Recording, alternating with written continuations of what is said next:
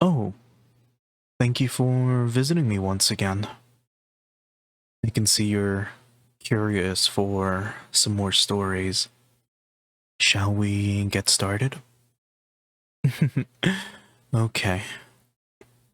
Well, this time I was reading up on Babylonian mythology and was looking into Tiamat and Marduk.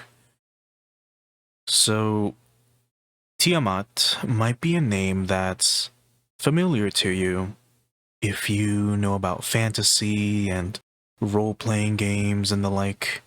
I'm sure me mentioning that name might have perked your ears up if you've heard that name before. Just in case, have you ever heard of Tiamat before and know what she looks like? If you were to picture her, what comes to mind?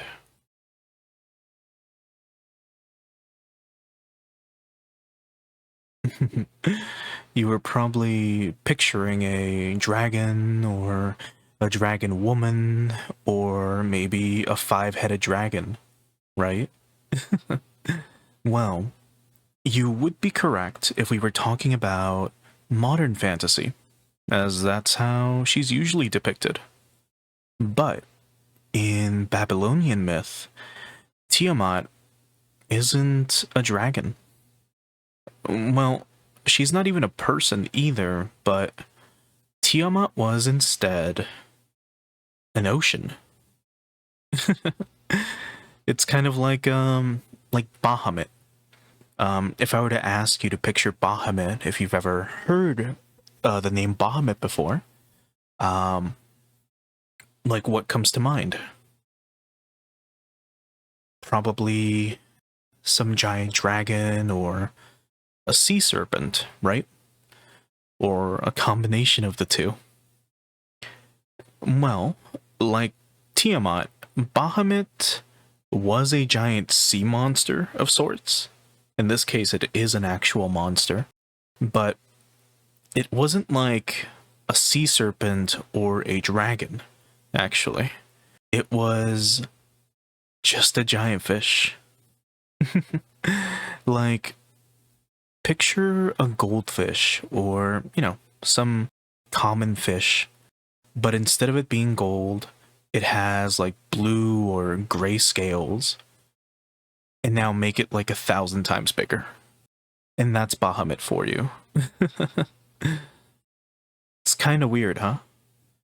She's the literal embodiment of the ocean itself and is a symbol of chaos.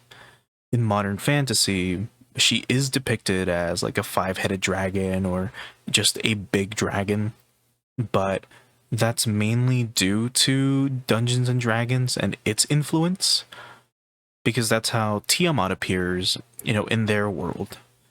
But if you look at any depictions of Tiamat from Babylonian myth, you won't see a dragon anywhere.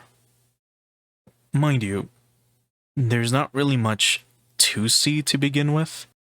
There's like two tablets that depict Tiamat. And the way they depict her is as this like long snake thing. But she doesn't have horns or wings or arms or anything. It's just one long snake thing that never ends, if that makes sense.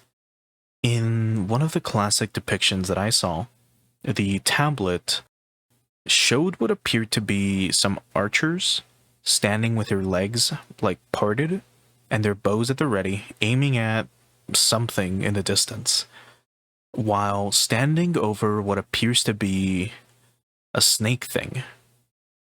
You know how Vikings have like a head at the end of their ships and it curves up like a little like a letter S? Well, imagine that basically. I assume the archers might have been on top of a boat or a raft or something, and they're on top of Tiamat, quote unquote, right? So we have the Apsu, which are the first primordial waters. And Tiamat is an ocean that came from the Apsu. She didn't split from it or something, but the tablets read that Apsu was the first water and Tiamat was the second water that came from Apsu. So she just kind of existed. In other words, she's just another ocean. But what sets her apart is that Tiamat's waters were so violent and chaotic that they were a literal symbol of uncontrolled chaos. And that's where Marduk comes in. So he was the first king of the gods, born from the Apsu, and his role was to create the heavens, known as Anu, and establishing the cosmos through sacrifice. What kind of sacrifice? Well, Marduk saw that Tiamat was so violent and chaotic, seeing her existence as a rebellion against the cosmic order itself, as in the balance of things. She was literally rupturing the balance of life itself with her turbulence. So, Marduk split Tiamat's body and then created the heavens and the earth from her metaphorical corpse. Since in order to have true stability in the cosmos, chaos must be destroyed. There's also no real depiction on how this came to be or how it was done, by the way. He just did it. The tablets just mentioned that Marduk spread her body across the heavens and earth, and she became the stars in the sky, as well as the mountains and the land.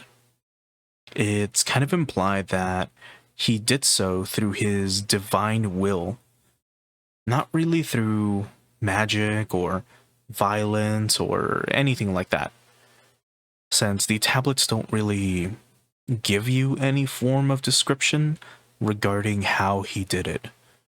Kind of like how in other mythologies, things just happen when a god wants them to. Anyway, I know this one was a bit shorter, but honestly, with Babylonian myths, there's not too much out there when compared to other pantheons and religions, where they have pages upon pages, or some even have books all about their mythologies.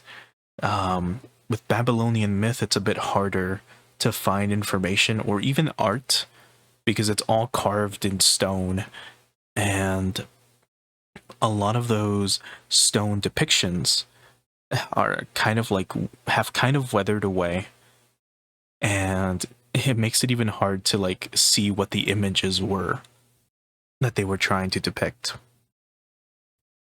Still, I hope it was a bit interesting learning something else. Maybe in the future we'll even cover Bahamut and its mythology. But either way, did you have fun? Well, I'm glad you did. It was very fun researching this for you. I hope you'll join me next time as well, my little pupil.